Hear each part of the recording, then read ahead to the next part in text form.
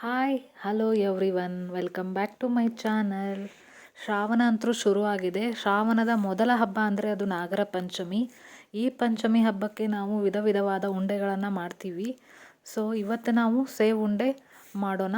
So ಹಾಗಿದ್ರೆ ಅದಕ್ಕೆ ಏನು ಬೇಕು ಅಂತ ನೋಡೋಣ ಬನ್ನಿ.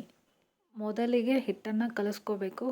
ಅದಕ್ಕೆ ನಾನು ಇಲ್ಲಿ 2 ಕಪ್ ಆಗುವಷ್ಟು ಕಡಲೆ ಹಿಟ್ಟನ್ನು ತೊಗೊಂಡಿದ್ದೀನಿ. ಹಾಗೆ ಒಂಚೂರು ಚಿಟಿಕೆ ಉಪ್ಪನ್ನು ಹಾಕಿ ಚೆನ್ನಾಗಿ ಮಿಕ್ಸ್ ಮಾಡಬೇಕು. ಹಾಗೆ ಚೂರು ಚೂರು ನೀರು ಹಾಕಿ ಹಿಟ್ಟನ್ನು ಚೆನ್ನಾಗಿ ಗಟ್ಟಿಯಾಗಿ ಕಲಿಸ್ಕೋಬೇಕು. ಈ ಥರ ಚೆನ್ನಾಗಿ ಚಪಾತಿ ಹಿಟ್ಟಿನ ಹದಕ್ಕೆ ಇದನ್ನು ಗಟ್ಟಿಯಾಗಿ ಕಲಿಸ್ಕೋಬೇಕು. ಈ ಕಡಲೆ ಹಿಟ್ಟನ್ನು ಮಿಕ್ಸ್ ಮಾಡಬೇಕಾದ್ರೆ ಇದೆಲ್ಲ ಕೈಗೆಲ್ಲ ಅಂಟ್ಕೊಂಡ್ಬಿಡುತ್ತೆ. ಯಾಕೆಂದರೆ ಇದು ಕಡಲೆ ಹಿಟ್ಟು ತುಂಬ ಜಿಗಿ. ಈ ಥರ ಕೈಗೆ ಅಂಟ್ಕೊಂಡ್ರೆ ಇದನ್ನು ಮಿಕ್ಸ್ ಮಾಡೋಕ್ಕೆ ಸ್ವಲ್ಪ ಕಷ್ಟ ಆಗುತ್ತೆ. ಸೊ ಅದಕ್ಕೇನು ಮಾಡೋಣ, ಒಂಚೂರು ಕಡಲೆ ಹಿಟ್ಟನ್ನು ಈ ಥರ ಕೈಗೆ ಹಾಕ್ಕೊಂಡು ಚೆನ್ನಾಗಿ ಕೈನ ಉಜ್ಕೊಂಡು ಈ ಥರ ಹಿಟ್ಟನ್ನು ನಾದಬೇಕು. ಇದನ್ನು ತುಂಬ ಗಟ್ಟಿಯಾಗಿ ಕಲಿಸ್ಕೊಳ್ಳೋದೇನು ಬೇಡ, ಒಂಚೂರು ಸ್ಮೂತಾಗಿ ಇದ್ದರೆ ನಡೆಯುತ್ತೆ. ಅಂದರೆ ನಮಗೆ ಬೇಕಾಗಿರುವಂಥ ಸೇವು ತುಂಬ ಕ್ರಿಸ್ಪಿಯಾಗಿ ಬರುತ್ತೆ. ಸೊ ಇವಾಗ ಇನ್ನೊಂದು ಟಿಪ್ ಹೇಳಬೇಕಾದ್ರೆ, ಕೈಗೆ ಒಂಚೂರು ಎಣ್ಣೆನ ಸವರ್ಕೊಂಡು ಈ ಥರ ಮಾಡಬೇಕು. ಆವಾಗ ಅಂಟಿರೋ ಅಂಥ ಹಿಟ್ಟು ಕೂಡ ಬಿಡುತ್ತೆ. ನಿಮಗೆ ಯಾವುದು ಈಸಿ ಆಗುತ್ತೋ ಸೊ ಅದನ್ನು ನೀವು ಮಾಡಿ. ನಾನಿಲ್ಲಿ 2 ಟಿಪ್ಸನ್ನು ಹೇಳಿದ್ದೀನಿ. ಸೊ ಇವಾಗ ನಮಗೆ ಹಿಟ್ಟು ರೆಡಿ ಆಗಿದೆ. ಇದರಲ್ಲಿ ನಾನು 2 ಭಾಗನ ಮಾಡ್ತಾಯಿದ್ದೀನಿ. ಸೊ ಅದನ್ನು ಇವಾಗ ಚಕ್ಲಿ ಮನೆಯಲ್ಲಿ ಹಾಕಿ ಸೇವ್ ಮಾಡಬೇಕು. ಚಕ್ಲಿ ಮನೆಯಲ್ಲಿ ಫಸ್ಟು ಒಂಚೂರು ಆಯಿಲನ್ನು ಹಾಕಿ ಈ ಥರ ಸವರಬೇಕು. ಎಲ್ಲ ಕಡೆ ಅದು ಸ್ಪ್ರೆಡ್ ಆಗಬೇಕು. ಸ್ಪ್ರೆಡ್ ಆದ ನಂತರ ಒಂಚೂರು ಹಿಟ್ಟನ್ನು ಕಲಸಿರುವಂಥ ಕಡಲೆ ಹಿಟ್ಟನ್ನು ಇದಕ್ಕೆ ಹಾಕ್ತಾಯಿದ್ದೀನಿ. ಸೊ ನಾನಿಲ್ಲಿ ಸ್ಮಾಲ್ ಸೈಜ್ ಇರುವಂಥ ಸೇವದ ಮನೆನ ಹಾಕ್ತಾಯಿದ್ದೀನಿ. ಸೊ ನೋಡಿ ಈ ಥರ ಇರುತ್ತೆ. ನನಗೆ ಇದೇ ಲೈಕ್ ಆಯಿತು, ಸೊ ಅದಕ್ಕೆ ಇದನ್ನೇ ಹಾಕಿದ್ದೀನಿ. ಈ ಥರ ದೊಡ್ಡದು ಹಾಕಿದರೆ ಏನಾಗುತ್ತೆ, ಕರಿದ ಮೇಲೆ ಇನ್ನೂ ದೊಡ್ಡದಾಗುತ್ತೆ ಸೇವು. ಅದಕ್ಕೆ ನೆಕ್ಸ್ಟ್ ಈ ಸೇವನ್ನು ಕರಿಬೇಕು. ಇದಕ್ಕೆ ಫಸ್ಟು ಗ್ಯಾಸ್ ಆನ್ ಮಾಡಿ ಒಂದು ಪಾತ್ರೆ ಇಡಬೇಕು. ಪಾತ್ರೆಗೆ ಒಂಚೂರು ಜಾಸ್ತಿ ಎಣ್ಣೆನೇ ಹಾಕಬೇಕು. ಇದು ಹಾಕಿದ ನಂತರ ಎಣ್ಣೆ ಚೆನ್ನಾಗಿ ಕಾಯಬೇಕು. ಸೊ ಇವಾಗ ಇದು ಕಾದ ನಂತರ ಸೊ ನಿಧಾನವಾಗಿ ಈ ಥರ ಸೇವನ್ನು ಒತ್ತಬೇಕು. ಸೊ ನೋಡ್ಕೊಂಡು ಹಾಕಿ, ಎಣ್ಣೆ ಕಾದಿರುತ್ತೆ. ಸೊ ಈ ಥರ ನಿಧಾನವಾಗಿ ಹಾಕಬೇಕು. ಹಾಕಿದ ತಕ್ಷಣ ತೆಗಿಯೋದೇನು ಬೇಡ. 1-2-3 ಮಿನಿಟ್ಸ್ ಹಾಗೆ ಬಿಡಬೇಕು ಇದನ್ನು. ಇಲ್ಲಾಂದರೆ ಅದು ಚಮಚಗೆಲ್ಲ ಅಂಟ್ಕೊಂಡ್ಬಿಡುತ್ತೆ. ಸೊ ಇವಾಗಿದು ಈ ಥರ ಆಗಿದೆ. ಇದನ್ನು ಇವಾಗ 2 ಕಡೆ ನೀಟಾಗಿ ಕರಿಬೇಕು.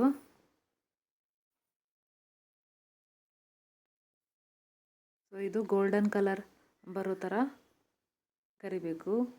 ಸೊ ಇದು ಇವಾಗ ಆಗಿದೆ. ಜಾಸ್ತಿ ಬೇಡ, ಒಂಚೂರು ಕಲರ್ ಬಂದರೆ ಸಾಕು, ಇಲ್ಲಾಂದರೆ ಉಂಡೆ ಚೆನ್ನಾಗಿ ಬರಲ್ಲ. ನೋಡಿ ಎಷ್ಟು ಚೆನ್ನಾಗಿ ಕಾಣ್ತಾ ಇದೆ. ಸೊ ಹಾಗೆ ಇನ್ನೊಂದು ಮಾಡಿ ತೋರಿಸ್ತಾ ಇದ್ದೀನಿ ನಾನು. ಇದು ತುಂಬ ಚೆನ್ನಾಗಿ ಬರುತ್ತೆ, ಕ್ರಿಸ್ಪಿಯಾಗಿ. ನಿಮ್ಮ ಮನೇಲಿ ಎಲ್ಲರೂ ಇಷ್ಟಪಡ್ತಾರೆ. ನೀವು ನಿಮ್ಮ ಮನೆಯಲ್ಲಿ ಟ್ರೈ ಮಾಡಿ ಹೇಗಿದೆ ಅಂತ ನನಗೆ ಕಾಮೆಂಟ್ ಮಾಡಿ ತಿಳಿಸಿ. ಹಾಗೆ ಇನ್ನೂ ನನ್ನ ಚಾನಲನ್ನು ಯಾರೂ ಸಬ್ಸ್ಕ್ರೈಬ್ ಆಗಿಲ್ಲ, ದಯವಿಟ್ಟು ಸಬ್ಸ್ಕ್ರೈಬ್ ಆಗಿ.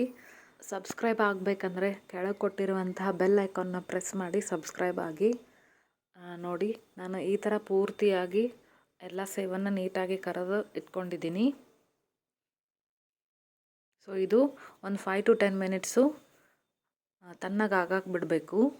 ನಾಗರ ಪಂಚಮಿ ಹಬ್ಬ ಅಂದರೆ ಕರ್ನಾಟಕದಲ್ಲಿ ಬಹಳ ವಿಜೃಂಭಣೆಯಿಂದ ಆಚರಿಸ್ತೀವಿ. ಈ ಹಬ್ಬದಂದು ನಾವು ಏನು ಮಾಡ್ತೀವಿ ಅಂದರೆ, ನಾಗದೇವರಿಗೆ ಹೋಗಿ ಹಾಲನ್ನು ನೈವೇದ್ಯವಾಗಿ ಕೊಡ್ತೀವಿ. ಮತ್ತು ನಾಗರ ಪಂಚಮಿ ಅನ್ನೋದು ಒಂದು ಸಹೋದರರ ಒಳಿತಿಗಾಗಿ ಆಚರಿಸ್ತಾರೆ. ಹಾಗೆ ಒಂದು ಪ್ರೀತಿ ವಾತ್ಸಲ್ಯವನ್ನು ಬಿಂಬಿಸುವ ಒಂದು ಹಬ್ಬ ಅಂತ ಹೇಳಬಹುದು. ಈ ನಾಗರ ಪಂಚಮಿಯು ಪ್ರತಿಯೊಂದು ಪ್ರದೇಶದಲ್ಲಿ ತನ್ನದೇ ಆದ ಆಚರಣೆಯನ್ನು ಹೊಂದಿದೆ. ಹಾಗೆ ನಮ್ಮ ಉತ್ತರ ಕರ್ನಾಟಕಕ್ಕೆ ಬಂದರೆ ನಾವು ಈ ಥರ ವಿಧ ವಿಧವಾದ ಉಂಡೆಗಳನ್ನು ಮಾಡ್ತೀವಿ. ಹಾಗೆ ಹಾವಿನ ಹುತ್ತ ಎಲ್ಲಿರುತ್ತೋ ಅಲ್ಲಿ ಹೋಗಿ ಹಾಲನ್ನು ಅರ್ಪಿಸ್ತೀವಿ. ಸೊ ಸೇವ್ ರೆಡಿಯಾಗಿದೆ. ಸೊ ನೆಕ್ಸ್ಟ್ ಇದಕ್ಕೆ ಪಾಕ ಮಾಡಬೇಕು. ಪಾಕ ಮಾಡಬೇಕಂದ್ರೆ ಒಂದು ಗ್ಯಾಸ್ ಆನ್ ಮಾಡಿಕೊಂಡು ಪಾತ್ರೆ ಇಟ್ಟು, ಪಾತ್ರೆಗೆ ನಾನು 2 ಕಪ್ ಆಗುವಷ್ಟು ಬೆಲ್ಲನ ತೊಗೊಂಡಿದ್ದೀನಿ. ಹಾಗೆ ಒಂಚೂರು ನೀರನ್ನು ಹಾಕ್ತಾಯಿದ್ದೀನಿ. ಸೊ ಹಾಕಿ ಇದು ನೀಟಾಗಿ ನೀರಲ್ಲಿ ಬೆಲ್ಲ ಚೆನ್ನಾಗಿ ಕರಗಬೇಕು. ಆ ಥರ ಗ್ಯಾಸನ್ನು ಸ್ವಲ್ಪ ಮೀಡಿಯಮಲ್ಲಿಟ್ಟು ಸೊ ಬೆಲ್ಲನ ಕರಗಿಸೋಣ. ಸೊ ಇವಾಗ ಚೂರು ಚೂರು ಕರಗ್ತಾ ಇದೆ. ಹಾಗೆ ಒಂಚೂರು ಪಾಕನೂ ಬರ್ತಾ ಇದೆ. ಪಾಕ ಚೂರು ಗಟ್ಟಿಯಾಗಿ ಬರಬೇಕು. ಸೊ ನೋಡಿ ಇವಾಗ ಬೆಲ್ಲ ಕರಗಿದೆ ಚೂರು. ಹಾಗೆ ಇಲ್ಲಿ ದೊಡ್ಡ ದೊಡ್ಡ ಗಾತ್ರದ ಗುಳ್ಳೆಗಳು ಬರ್ತಾ ಇದೆ. ಈ ಥರ ಗುಳ್ಳೆ ಬಂದರೆ ಏನಂತ ಅರ್ಥ? ಪಾಕ ಬಂದಿದೆ ಅಂತ ಅರ್ಥ. ಸೊ ನೋಡಿ ಈ ಥರ ಮಾಡಿದರೆ ಈ ಥರ ಎಳೆ ಎಳೆಯಾಗಿ ಬರಬೇಕದು. ಸೊ ಬಂದರೆ ಪಾಕ ರೆಡಿಯಾಗಿದೆ ಅಂತ ಅರ್ಥ. ಮತ್ತು ಇನ್ನೊಂದು ಮೆಥಡ್ ಹೇಳಬೇಕಂದ್ರೆ, ಒಂದು ಬೌಲಲ್ಲಿ ಚೂರು ನೀರು ಹಾಕಿ ಪಾಕ ಹಾಕಿದರೆ ಈ ಥರ ನೆಲ ಹಿಡ್ಕೋಬೇಕದು. ಸೊ ಪಾಕ ರೆಡಿಯಾಗಿದೆ. ಸೊ ಗ್ಯಾಸ್ ಆಫ್ ಮಾಡಿ ಈಗ ಮುರಿದಿರೋಂಥ ಸೇವಿಗೆ 2 ಕಪ್ ಆಗುವಷ್ಟು ತುರಿದಿರುವಂಥ ಒಣ ಕೊಬ್ಬರಿ, ಹಾಗೆ ಒಂಚೂರು ಏಲಕ್ಕಿ ಪುಡಿನ ಹಾಕ್ತಾಯಿದ್ದೀನಿ. ನೆಕ್ಸ್ಟು ಇವಾಗ ಪಾಕನ ಹಾಕಬೇಕು. ಪಾಕನ ನೋಡ್ಕೊಂಡು ಹಾಕಿ, ಒಂಚೂರು ಚೂರು ಹಾಕಿ ಕಲಸೋಣ. ಈ ಥರ ಸುಡುತ್ತೆ. ಸೊ ನಿಧಾನವಾಗಿ ಕಲಸಿ ನೀಟಾಗಿ ಈ ಥರ ಎಲ್ಲ ಕಡೆ ಅದು ಬೆಲ್ಲ ಮಿಕ್ಸ್ ಆಗಬೇಕು. ಆ ಥರ ಮಿಕ್ಸ್ ಮಾಡೋಣ.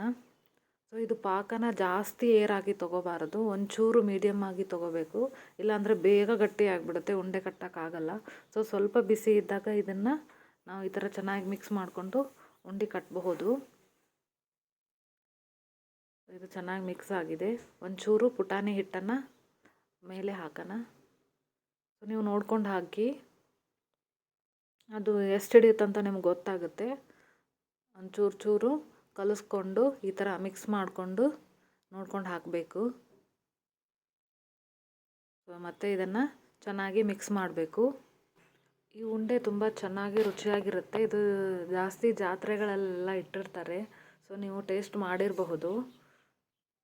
ಈ ಥರ ಇನ್ನೊಂದು ಚೂರು ಪುಟಾಣಿ ಹಿಟ್ಟನ್ನು ಹಾಕಿ ಮತ್ತು ನಾನು ಮಿಕ್ಸ್ ಮಾಡ್ತಾಯಿದ್ದೀನಿ. ಆ ಪುಟಾಣಿ ಹಿಟ್ಟನ್ನು ಯಾಕೆ ಹಾಕಬೇಕಂದ್ರೆ ಉಂಡೆ ಕಟ್ಟೋಕ್ಕಾಗಲ್ಲ, ಅದಕ್ಕೆ ಸ್ವಲ್ಪ ಸ್ವಲ್ಪ ಹಾಕಬೇಕು.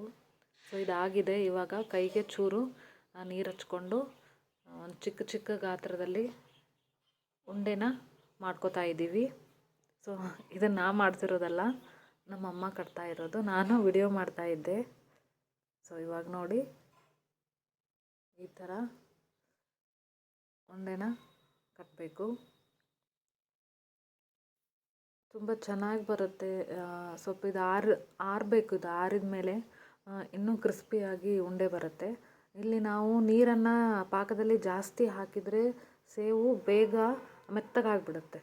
ಅದಕ್ಕೆ ಸ್ವಲ್ಪ ನೀರನ್ನು ಹಾಕಿ ಪಾಕನ ತಗೋಬೇಕು. ಸೊ ನೋಡಿ ಇವಾಗ ಎಲ್ಲ ಉಂಡೆ ರೆಡಿ ಆಯಿತು. ಇವಾಗ ನಾನು ಒಂಚೂರು ತುರಿದಿರುವಂಥ ಕೊಬ್ಬರಿಲಿ ಇದನ್ನು ಈ ಥರ ಮಾಡಿ ಇಡ್ತಾಯಿದ್ದೀನಿ.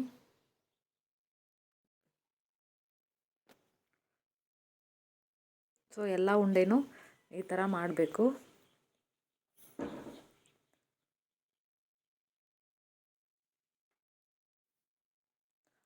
ಚಿಕ್ಕ ಮಕ್ಕಳಿಗೂ ಕೂಡ ತುಂಬ ಇಷ್ಟ ಆಗುತ್ತೆ. ಅಷ್ಟು ಚೆನ್ನಾಗಿ ಬರುತ್ತಿದ್ದು ಉಂಡೆ. ನೀವು ನಿಮ್ಮ ಮನೆಯಲ್ಲಿ ಇದೇ ಥರ ಮಾಡಿ ನೋಡಿ. ಖಂಡಿತವಾಗೂ ಎಲ್ಲರಿಗೂ ಇಷ್ಟ ಆಗುತ್ತೆ. ಹಾಗೆ ಮತ್ತೆ ಮತ್ತೆ ಮಾಡ್ಕೊಂಡು ತಿಂತೀರಾ. ಇದಕ್ಕೆ ಹಬ್ಬ ಬೇಕು ಅಂತ ಏನಿಲ್ಲ, ನಮಗೆ ಯಾವಾಗ ತಿನ್ಬೇಕು ಅನಿಸುತ್ತೋ ನಾವು ಅವಾಗ ಮಾಡ್ಕೊಂಡು ತಿನ್ನಬಹುದು. ಸೊ ನೋಡಿ ಇವಾಗ ಈ ಥರ ಉಂಡೆ ಎಲ್ಲ ರೆಡಿ ಆಯಿತು. ನೋಡಿ ಎಷ್ಟು ಚೆನ್ನಾಗಿ ಬಂದಿದೆ ಅಂತ. ಇನ್ನೊಂದು ರೆಸಿಪಿ ಜೊತೆಗೆ ಮತ್ತೆ ಸಿಗೋಣ.